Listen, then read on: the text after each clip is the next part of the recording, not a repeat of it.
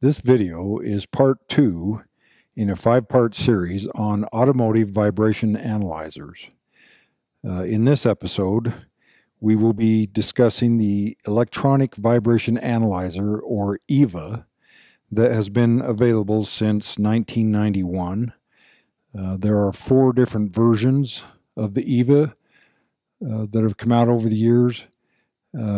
Most of them are identical in function, but packaging and part number are a little different. So if you're looking for a pretty decent vibration analyzer package, like on eBay or somewhere else, then any one of these 4 electronic vibration analyzers would be a good, fairly inexpensive choice. I've seen these on eBay. I just looked a couple of days ago, anywhere from around $400 to $800. And I'll show you what to look for as far as the preferred versions out there. This first EVA that we have here is the original 1991 EVA from Kentmore Tools. This was a required tool for GMC truck dealers, and it has a part number, as you can see there on the screen, of a J38792. And since then, there's been, as far as Kentmore Tools, there's one with a -A after it that's a newer version, and then they've renamed them to where they got rid of the J and substituted a CH for chassis. But this is the old original 1991 electronic vibration analyzer. Now it comes with about a 16-foot cord and a vibration sensor. It is powered up off of a cigarette lighter socket or auxiliary power socket, and it has a memory cartridge in it. This particular one has a memory cartridge that is labeled EVA2, and this is the latest software cartridge, but it's not necessarily the best software cartridge. If you have a cartridge other than that one, it may be just as good as this one, and I'll show you why here in just a little bit. All right, the next electronic vibration analyzer right here, this one is came out for Chrysler, and as you can see there, it has the Chrysler Pentastar and professional service equipment. And this one had a part number of OT, as in OTC Tools, 38793. It's my understanding this was never made a required tool for Chrysler dealerships. It was always just an available tool. And it's an identical kit to the first EVA I showed you, other than it says Chrysler on it instead of Kentmore Tools. This third one down here is the Ford version of the EVA, electronic vibration analyzer, EVA. And it was available through Rotunda Tools from about 1998 till about 2010 or so. And then they changed to use the MTS 4000 vibration analyzer that I will do a episode on that here coming up soon. The part number for the Ford version of this was a 014-00344. So you might find one of those on the internet for sale. And then the very last one down there is the latest one from, or for, General Motors dealerships. Notice it reads EVA2 on the faceplate, and it has blue keys instead of red keys, but it basically is the same electronic vibration analyzer. Just because it's the EVA2 doesn't mean it's any better than the first EVA. It just came with a different software package that tried to automate the diagnostic procedure to tell you what could be the cause of the vibration on the car. That software, the last time it was updated was 1998. So here we are, 16, 17 years later, it still has not been updated. And they have discontinued the use and I believe the production of all of these EVAs now. And they are being replaced with the picoscope vibration analyzer. But there are still thousands of these that were made and out there available. And I'm sure eventually a lot of those will end up for sale. Now, right here on the workbench, there were two kit options when you ordered any of these 4 EVAs that you could get. The less expensive option was just the EVA, as you see in these boxes here, with one sensor, and that's all you got. The more expensive kit, that was about $700 more, came with this inductive timing light. So a timing light like on old vehicles with distributors. The inductive clamp right here for going around the #1 spark plug actually clips over a loop on the top of the EVA. So let's see, right? Let me zoom in on the loop. You see that loop of wire right there sticking up and going back into the small loop of wire on the top of that EVA. That is a trigger for the timing light, and we can use that timing light to balance driveline systems on cars and trucks.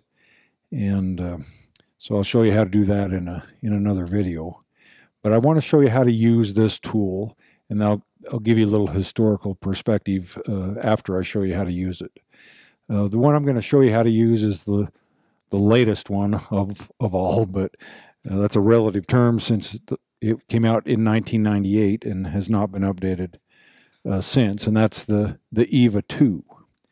So the EVA2 is the one that was made a required tool for all General Motors dealerships, and back in 2008, 9, somewhere around there, when General Motors declared bankruptcy, they closed down a lot of their dealers, and a lot of these tools ended up for sale online.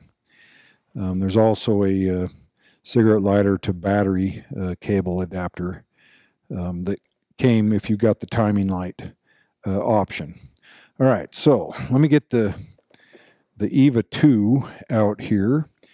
And if you recall from the part 1 video that I made, where I showed you how to use the resonant reed tachometer and the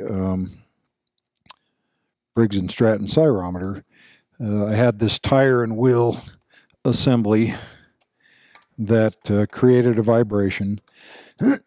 Excuse me. We measured the vibration frequency with the reed tachometer and the cyrometer to be somewhere in the 55 to 58, 59, 60 hertz range, depending on the rotational speed of the tire itself. So what I want to do is show you how to hook the sensor up, what the keys on the keyboard are for, what you can do with this EVA or EVA2, same thing. Okay, so I've got like a 16-foot cord cable right here. Gets knotted up quite easily, but there's a sensor here on the end of the cable, and I've put a magnetic attachment that came with the kit on the end of the sensor, and the sensor end here has the word up on it right there. UP. If you can't read that, you'll just have to take my word for it. But I put the word up against the magnet, And I love to use the magnet. It's my favorite attachment.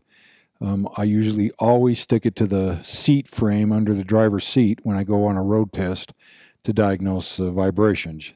You need that sensor to be connected to something good and solid. Just laying it on the seat or the dashboard or the carpet dampens the vibration amplitude. It doesn't change the frequency any, but it makes it more difficult to pick up the vibration. So this sensor I'm going to put over here on the frame of this tire and wheel assembly that we used in episode 1. And then here on the EVA itself, there's an input A and an input B. And if I turn that over, you can see there's 2 holes there. You can get another sensor, or at least you could. They're around $600 if I remember right. There's a release button right here, little black button you push in to take it out, but you do not have to push that to put it in. There's a little keyway there to line it up. So you line it up and push it in.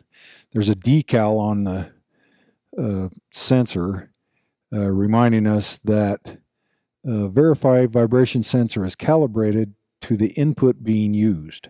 So there's a calibration procedure in the instructions of the EVA. You can also find those instructions online occasionally to calibrate a new sensor and the phase shift of the sensor.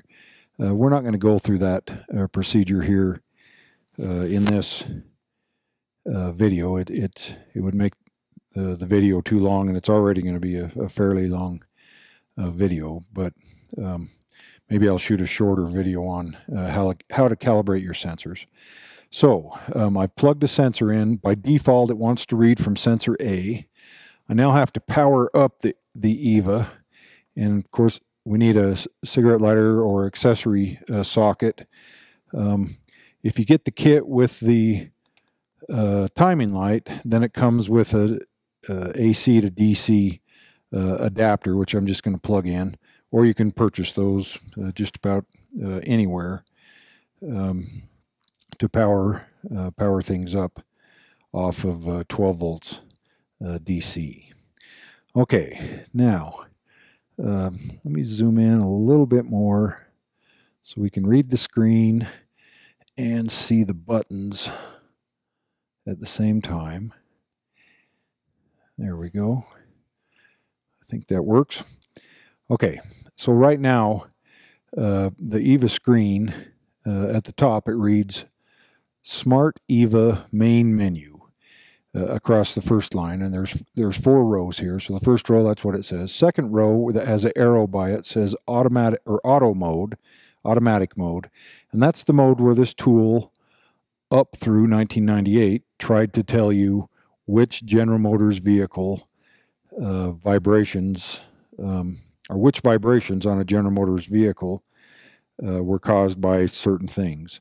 So in other words, you would tell it the year, the make, the model, the gear ratio, the tire size, and then go drive the vehicle, the General Motors vehicle up through 1998, and it would try to tell you, do you have a tire speed related vibration, propeller shaft speed or drive shaft speed, as some people call it, an engine speed related vibration, and so on. That worked just fine if it was an unmodified, all original equipment General Motors vehicle. But as it turns out, they based all their calculations on tire size. And if the tires, they based all their calculations on vehicle speedometer readings, miles per hour, whether it was off their scan tool, the Tech 2 at the time, or the vehicle speedometer. If you change tire sizes to some other size other than the exact original equipment tire, and around here, a lot of people will put taller tires on or shorter tires, that affects your speedometer accuracy. And if your speedometer is inaccurate, then the automatic mode tends to not know what to do. It'll give you unknown as an answer rather than telling you what it thinks is the cause of the problem. And to complicate things even more, General Motors issued a service bulletin back in the late 90s saying how inaccurate their speedometers could be. I forget the exact range of how far they said they were off, but it was like as much as 5 to 7 miles an hour at the low or high end of the speedometer range itself. Most of those air core magnetic speedometers, or any meter needle gauge like that, will be accurate in the middle of its range, but fairly inaccurate as you get towards the either extreme, the high speeds or the low speeds. And so they had this bulletin saying, well, they can be wrong anyway, and then complicate that with the wrong size tires, or even if it's the right size tires. If you go to any tire manufacturer website and try to find tire specifications, which sometimes they'll give them to you, sometimes they won't, but take a look at circumference or rolling radius, and you'll see that even though it's the same exact size tire, like the P-metric size tires or the LT truck tires, even if it's the same size tire, within the same tire manufacturer or even different tire manufacturers, you can get different rolling radius and different circumference. And that can throw off these calculations. So what I prefer is to skip the automatic mode and go to the next mode, and we'll use the down arrow to get to it, and that's the normal mode. So here in the normal mode, I'm just going to hit enter, and it says data is being collected, and now we have 4 rows of information here. In the upper left-hand corner here, we have the letters HZ, that stands for Hertz, which is the unit of measure for cycles per second, or in this case, shakes or vibrations per second. We can change that to RPM, which I prefer to do. So there's an RPM Hertz button right here. I'm just going to hit RPM. To me, when the vibration analyzer picks up something and a vibration and displays it in RPM, it's easier for me to make a connection between that measurement that it's given me and the rotational speeds of parts on the car. So for example, if I know that the tires are spinning at around 800 RPM while I'm driving down the freeway, and I get an 800 RPM vibration here on the EVA screen, I can see a direct match. But if I leave that in Hertz, 800 RPM, if we divide that by 60 seconds in a minute, is 13.3 Hertz.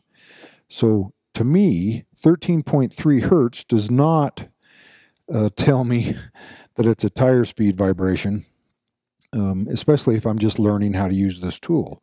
So I prefer vibration readings in, it says RPM, which is obviously revolutions per minute, but I want you to think of that as shakes per minute instead. All right, the next letter in the top row there is the letter A. That just simply means we're bringing in input from input A from sensor A. If we had a second sensor, there's an A-B button down here, and we can go to sensor B. The next thing at the top row is the letters AVG for average. There's an average button. We can turn that on and off down here. I prefer to leave the averaging mode on. Now, what the averaging mode does is it ignores every little crack and bump in the road as you drive down the road. It doesn't try to show you those frequencies because those are not the cause of the vibration on the car. Automotive vibrations are typically caused by a part that's rotating, that's out of round or out of balance. And those will be steady, repetitive vibrations. And in the averaging mode, it will ignore the vibrations that just come and go and look for the ones that are there now and 5 seconds from now and 10 seconds from now and so on. Over here on the far right-hand side, we have the letter G, and that stands for the force of gravity. And then the next 3 rows will be the top 3 vibrations that this tool is picking up on the car. And it will rearrange those in the order of how severe those vibrations are, the amplitude. is the word for it. So over here, the G-force is an amplitude reading, and it'll give us a numerical value, and it'll always give us over here on the left the frequency of that vibration, how many shakes per second. It'll also give us a bar graph going across the screen. So let me take the sensor and we'll just tap it a few times on the bench.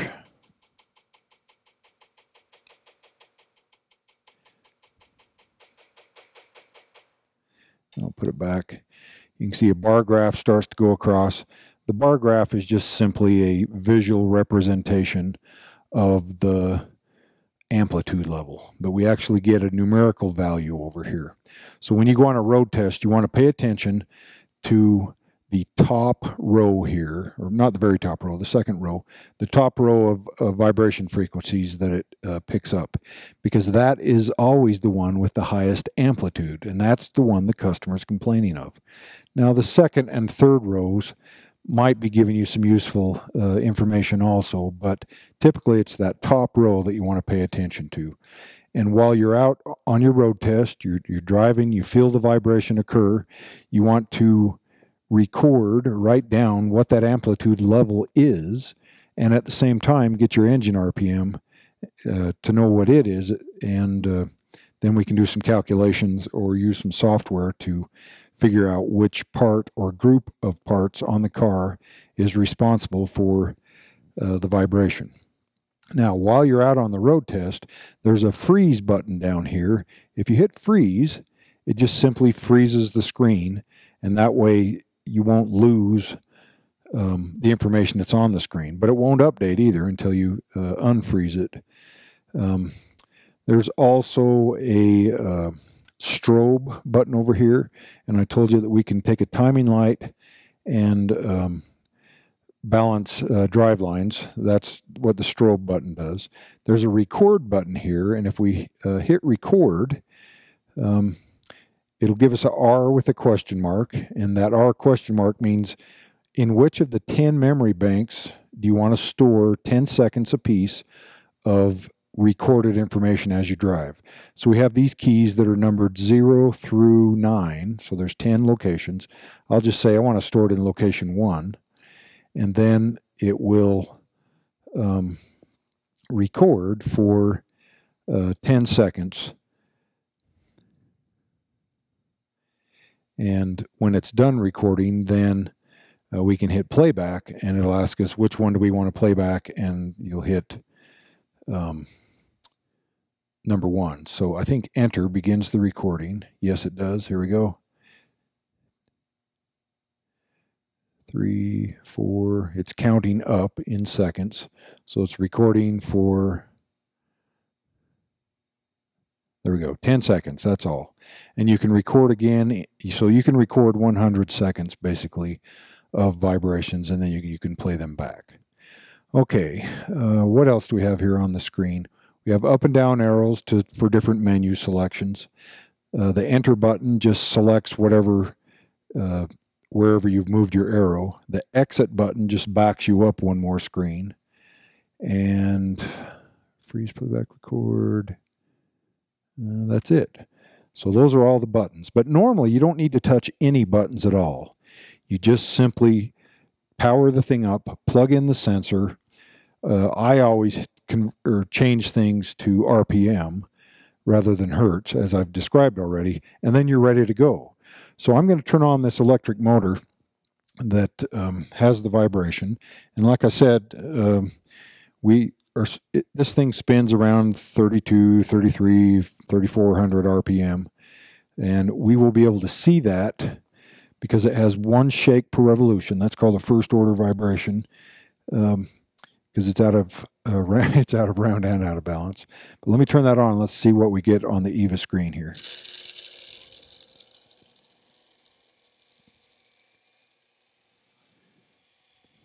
So we have to give the EVA some time. It's a little slow to respond because it's in the averaging mode.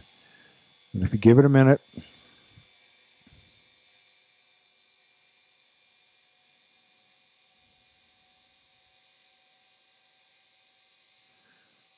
okay, here we are in the top row. We've got a 3000. Now it's 3120.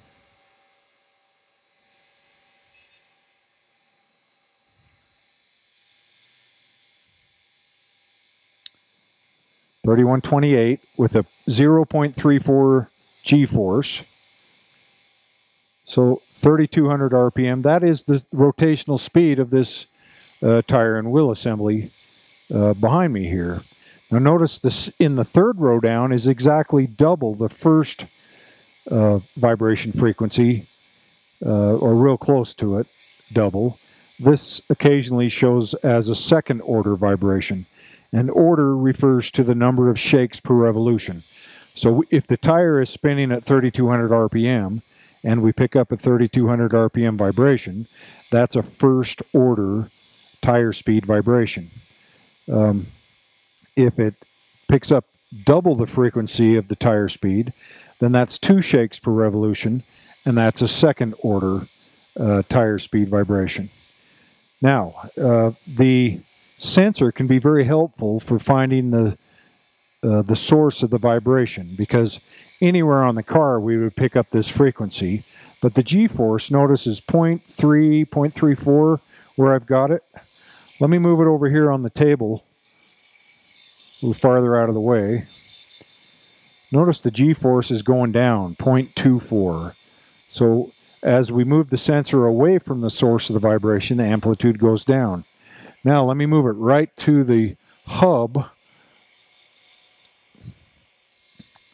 We had a 0.34 last time. Let's see what we get now. Give it a minute to respond.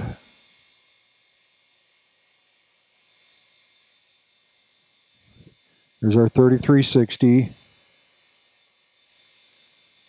Well, I'm only getting 0.10 there. Let me go back to the base. And there it goes back up. 0.27, 0.31. So you can use, let me shut this motor off.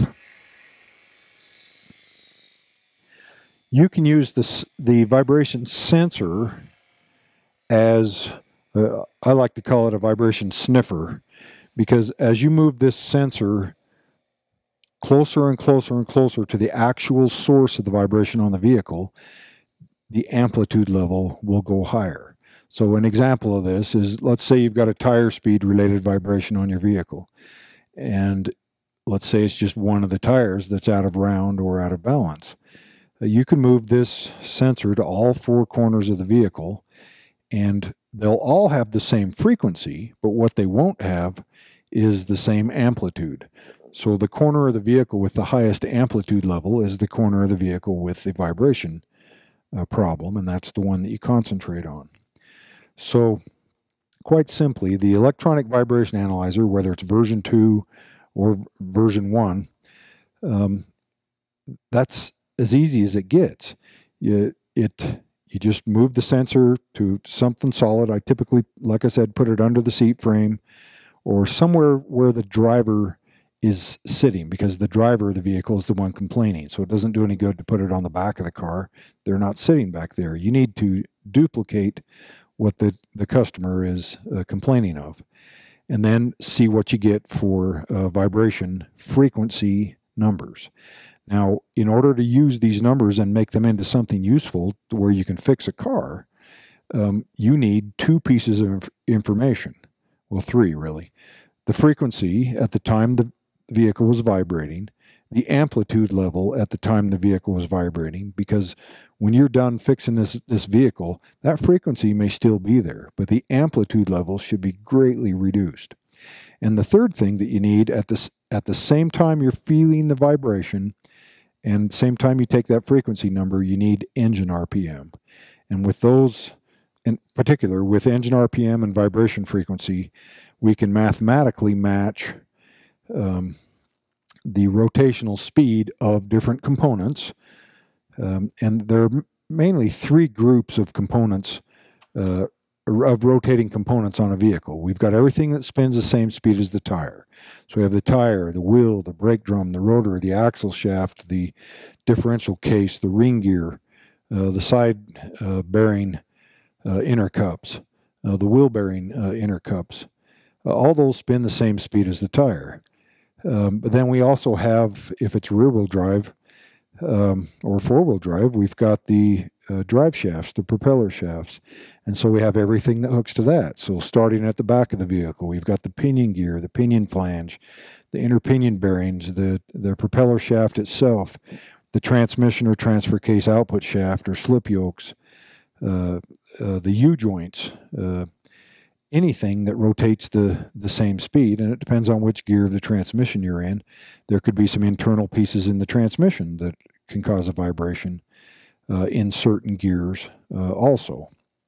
Not to mention the third group of parts, which is engine speed related vibrations, which is anything that rotates on the engine. And of course, the crankshaft is the number one thing that has to rotate first, and then it drives everything else. Our camshaft runs half as fast as the crank.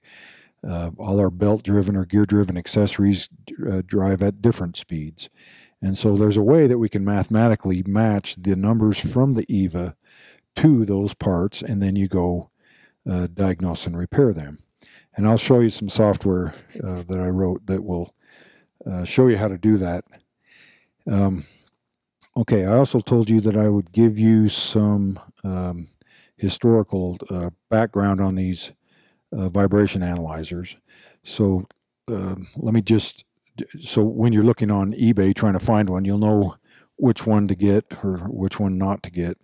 So this is the old original EVA from 1991. It came with, and there's cartridges. There's 3 different cartridges that go in the bottom of the EVA. It came with a version 1 cartridge.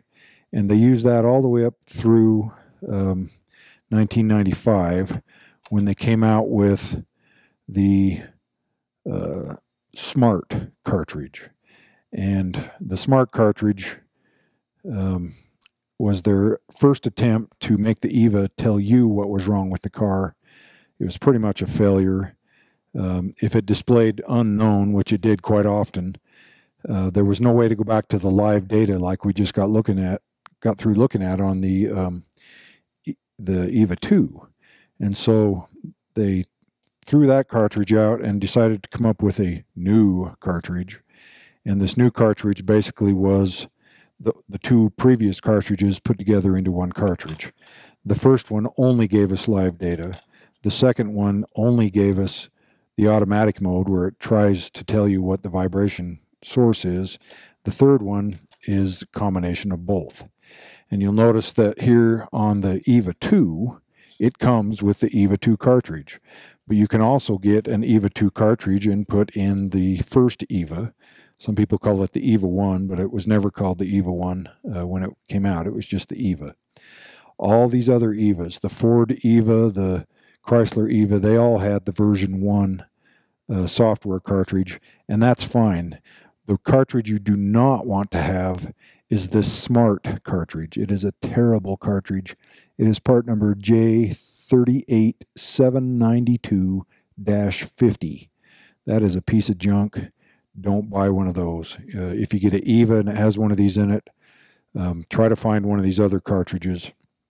The newer one is a J38792-60. And I don't know what the older one is. The label peeled off many, many years ago. It used to be on the front rather than the top. And so anyway, the EVA2 cartridge came out in 1998. Now the big problem with the EVA2 cartridge and the Smart EVA cartridge, or one of the many problems with it, is that there were vehicles that were out before 1998, and they're all over the place today, that we call crossover sport utility vehicles.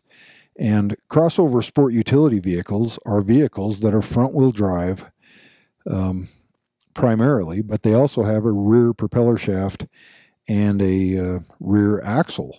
And that axle is typically engaged or disengaged electronically or with a viscous clutch, or those vehicles don't have a transfer case like a four-wheel drive truck does. They have what's called a power transfer unit, or PTU, and sometimes the actuator to send power to the rear wheels is in that PTU. But the big problem with the crossover SUVs is that the rear axle gear ratio was not the same as the front axle gear ratio. And I know that sounds odd, and it does work. And the reason it works is the power transfer unit actually overdrives the rear propeller shaft by the same gear reduction that the rear axle underdrives the tires at, the axle shafts. And so you can have two different gear ratios on the same vehicle. But the problem with the EVA is it only asks you for one of those gear ratios. And then it tries to tell you whether you've got a propeller shaft vibration. Well, the propeller shaft runs at a different speed on crossover SUVs as compared to regular four-wheel drive trucks with a transfer case.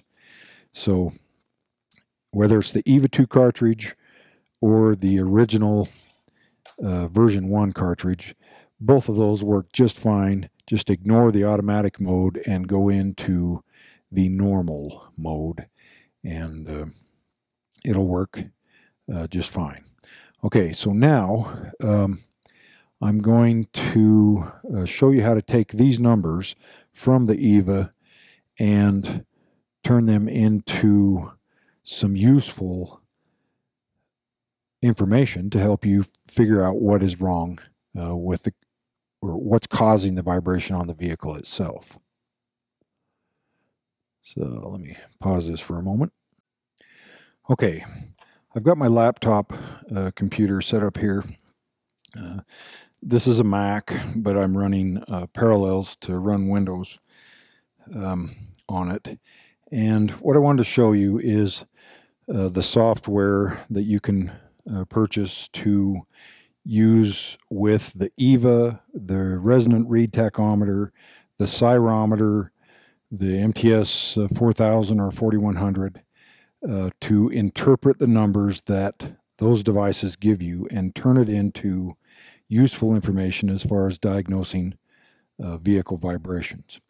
And so this software website, the website is vibratesoftware.com, and there's a link over here to purchase the software, and you can purchase it and download it instantly, and it's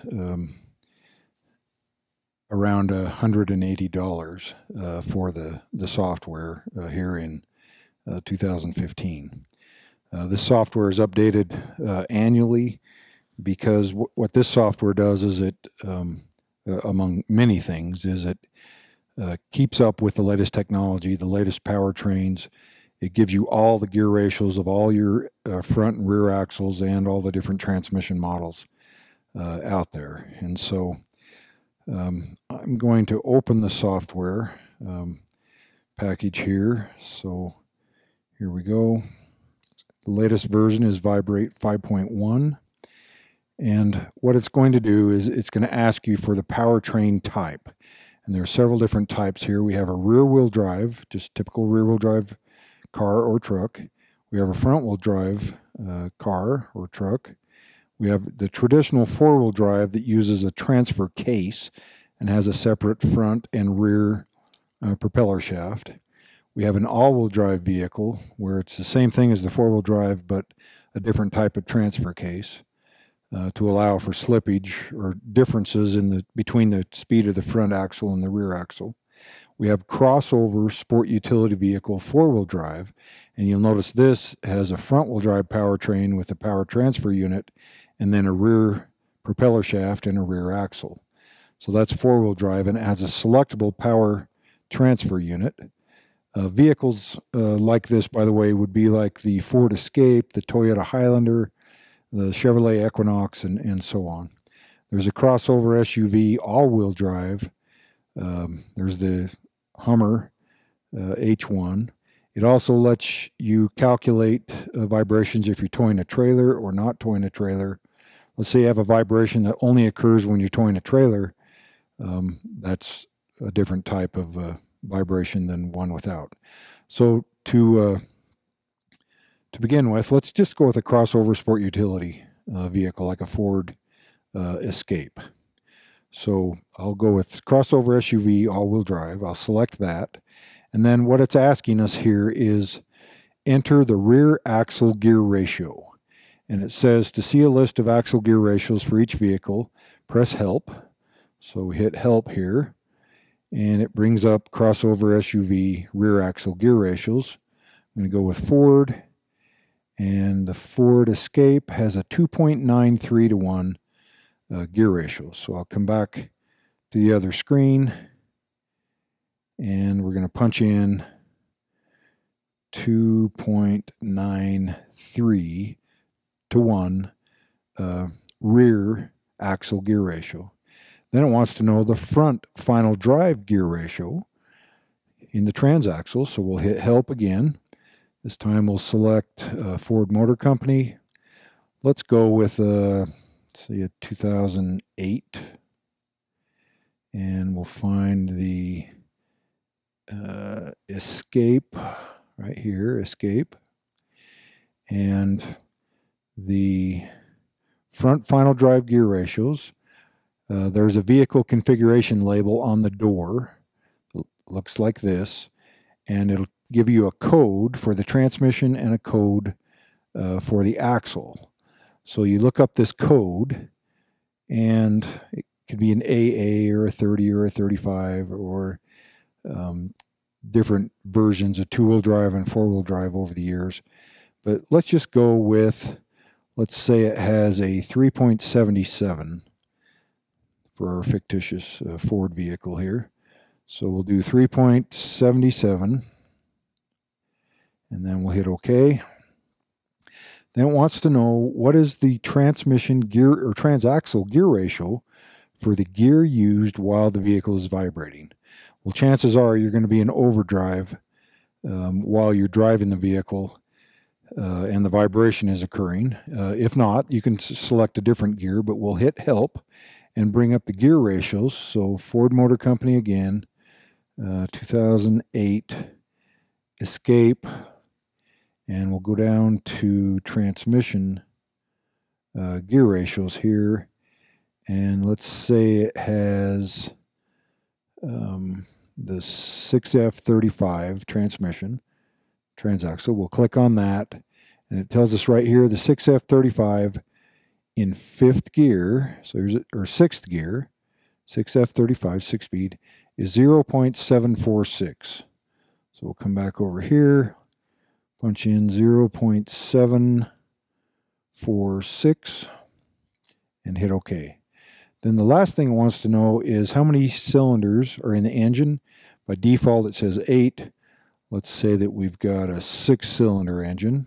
We'll hit OK. Then it wants to know, is this a V6 engine?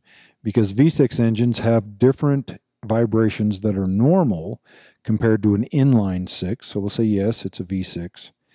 And then the help file brings up the road test procedure. And you can print this and take it with you. But basically, you're going to print the worksheet that you're going to see here next and take it with you on the road test. That's step 1. Step 2, you're going to bring the vehicle up to the speed where the vibration occurs. Step 3, you're going to downshift the transmission for several seconds to slow down, and then come back up and verify in vehicle speed that the vibration that you are feeling is still there. No matter if you're speeding up or slowing down, it's probably going to occur at the same vehicle speed or speed range. And then you are going to record the engine RPM on the graph and the vibration frequency on the graph. So we'll just close these instructions here. Here's the graph that the software produces. And these diagonal lines that you see here that are colored, each of the red lines represent tire speed related vibrations. So we have a T1, which means first order tire speed related vibration. So 1 shake per revolution of the tire. We have a T2, which is 2 shakes per revolution of a tire. T3, which is 3 shakes. Now there could be a T4, T5, and all this higher order numbers, but it's more likely that you'll see either a T1 or a T2 and rarely a T3 or higher. And it's important to know which one of those you have, because they are caused by different failures. All right. Then These green lines here, we have an E1 for engine first order. That's 1 shake per revolution. That is not a normal vibration for a V6 engine. We have an E2, which is 2 shakes per revolution of the crankshaft. That one actually is a normal vibration, along with the E3 normal vibration. The E3 is simply 3 cylinders on the power stroke per revolution of the crankshaft. So you get these 3 pulses that cause a vibration. You cannot get rid of that. That's a normal part of the engine running. But what shouldn't be happening is you should not be feeling those vibrations in the passenger compartment, because your motor mounts, your transmission mount, your exhaust mounts, body mounts, and so on are there to dampen those vibrations out. The E2 on a V6 is because of what they call a normal rocking motion of the engine. You'll have 2 cylinders on one bank fire and 1 cylinder on the other per revolution, and then it switches to the other side, and that sets up a rocking motion that ends up causing 2 shakes per revolution of the engine. And then the blue lines, and this one's really covered up here, it's hard to see. We have a P1 for first order propeller shaft, P2 and P3. So first, second, and third order propeller shaft, or drive shaft as some people call it, vibrations. And the interesting thing here is you'll notice first order engine, first order propeller shaft, and third order tire vibrations are all right next to each other. They're almost identical in frequency. And that's where on these EVA cartridges, the smart cartridge and the automatic mode on the EVA2, they tried to calculate and tell you which one it is. And instead of telling you which one it is, it'll either display unknown or overlap. And that still doesn't tell you what it is. But here on this graph, we can tell ourselves which one it is. Plus, we can put the transmission in neutral and at a vehicle speed and bring the engine RPM down and see if the vibration changes with engine RPM. If it does, then it's an engine-related vibration. If it does not, then it's a vehicle speed-related vibration. Okay, so this graph here, on the bottom of the graph, we have engine RPM going from 0 RPM all the way across to 3,500 RPM. There's a range button, vibration frequency range button right here that can change that to 3 different ranges. So basically it zooms in or out on the graph. Over here on the left, we have vibration RPM, which comes from our electronic vibration analyzer. Now, it's not going to import it automatically. This is where you have to write down or notice or freeze the screen on the EVA while the vehicle is vibrating to see what is the vibration frequency, and at the same time look at the engine RPM. So for example, looking at the bottom of the screen here, here's 2,000 engine RPM right here. So if I move the mouse over to 2,000 engine RPM, if at 2,000 engine RPM I also had a 700 RPM vibration from the EVA, those 2 lines intersect on this first diagonal line here labeled T1. That tells us we have a first order tire speed related vibration. If at 2,000 RPM of the engine we had a 1,400 RPM vibration, then that's a second order tire speed vibration. And this one should make sense to you, the engine. If we're at 2,000 engine RPM and we pick up a 2,000 vibration RPM, then obviously that's 1 shake per revolution of the engine, and that's abnormal on almost every single engine except for some 3 cylinders. So obviously a second order engine would be twice that, it'd be 4,000 RPM. So if we're at 2,000 engine RPM and we pick up a 4,000 vibration RPM, that's 2 shakes per revolution of the engine. And like I said, that's one of those normal vibrations. Well, how do you know if it's normal? How do you know what's normal and what's abnormal on a car? Well, this software does more than just help you take the numbers from your tachometer and from the EVA and match it up to rotating components on the car that can cause a vibration. It has step-by-step help to help you diagnose what's wrong with every single one of these. So let's say, for example, that we had a first order tire speed related vibration. If you bring the mouse over and put it on top of that T1, It says first order tire speed related vibrations, usually caused by something rotating the same speed as the tire that is out of round or out of balance. And if we click on that, it brings up the help file where we have 7 different things to check that can cause a first order tire speed related vibration.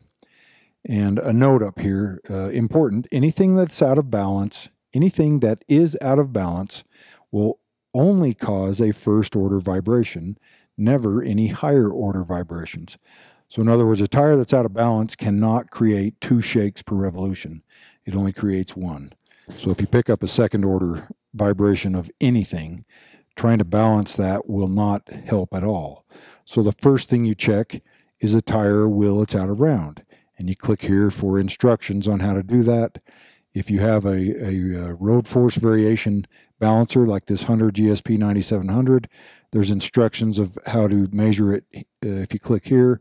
Otherwise, you can click here, and it has step-by-step instructions of how to hook up a dial indicator and measure radial and lateral runout on the vehicle, off the vehicle, and so on. And so there are step-by-step instructions for every single diagnostic or every single group of rotating parts on the car. So let's just go down through the rest of these real quick. A tire, so you always check for things that are out of round. Believe it or not, you could balance a square tire. It would be perfectly balanced, but obviously it would cause some vibrations going down the road. So you check for things that are out of round first, then you check for balance. You check for a drum or rotor that's out of balance. You check an axle, flange, or a hub that's out of round. You check a wheel stud circle for run out. I doubt many of you have done that, but there's a procedure to go through and see if the wheel stud circle was drilled on equidistant holes from the center line of the axle shaft. If it wasn't, then it's going to cause the tire and wheel assembly to move up and down as that axle shaft rotates. Stiff spots in the tire sidewall. You can have some sort of radial force variation, which is the up and down, or lateral force variation, which is side to side vibrations. And there are tools out there, different wheel balancers that can measure and help you figure out if you've got a defective tire or if something can actually be repaired. And then the least likely option, but it still can occur, is a drive axle problem. There can be all kinds of problems with gears that, remember these gears, the ring gear here spins the same speed as the tire. The pinion gear spins the same speed as the propeller shaft. Anything wrong in the differential, backlash variation, anything like that can end up causing vibrations. So that's just for first order tire speed vibrations. If we go back to our graph, we've got information for second order tire speed, first order engine. Let's click on engine, for example. First order engine gives you a list of things that could cause a vibration, and it has photographs and information on how to diagnose every one of these things. And then down to the bottom here, there is a link. Let's see, where is it? Oh, no, it's up to the top. There's a link here. It says some engine speed related vibrations are normal. However, they should not be felt in the passenger compartment. Click here to see which vibrations are normal. So I've put together a big table of different engine configurations. And so we've got the engine order. So 1 shake per revolution, 2 shakes, 1.5 shakes, half a shake. For the different types of engine. So here's a 3-cylinder, here's a 4-cylinder without a balance shaft, here's a 4-cylinder with a 5-cylinder, 6-cylinder, V6, 60 degree, 90 degree, V8, V10, V12, and the boxes that are green are normal vibrations, all the others are abnormal vibrations, and you can click on each one and get a description of what can cause that particular vibration. All right, now, if we go back to our graph here, So that's engine speed vibrations. If we look at propeller shaft vibrations, first order propeller shaft, 1 shake per revolution, is only caused by something out of round or out of balance. Notice no U-joints are involved in that. But if we go to second order propeller shaft, then we have the U-joints themselves, we have the U-joint working angles, we have the phasing of the drive shaft. Are those lined up properly? And I have videos on measuring all of those types of driveline problems, clear up to a third order propeller shaft with CV joints in it that can cause 3 shakes per revolution of the propeller shaft. So this software, as I said, works with any vibration analyzer that will give you the vibration frequencies and either the engine RPM you'll need to get off a scan tool or a tachometer on the vehicle. But if all you have are those 2 things, engine RPM and vibration frequency, you can match those 2 readings up to one of these lines, and you pick the line that it's the absolute closest to, and then click on the buttons off to the side for step-by-step diagnostics to help you through. Because obviously, knowing that you've got something that's tire speed related vibration, there are dozens of things that spin the same speed as the tire. And so you need help in narrowing it down. How do you eliminate one thing after another until you get right down to the actual source of the vibration? And this help file with this software guides you through all of that. Okay, well, that is it for the electronic vibration analyzer. The next episode, episode 3, we'll go through the Vitronics and now Bosch Automotive Solutions 4100 or 4000 vibration analyzer. By the way, later on, not part of this series, but I will do another video using the EVA and show you how to strobe balance a propeller shaft. Have a good day.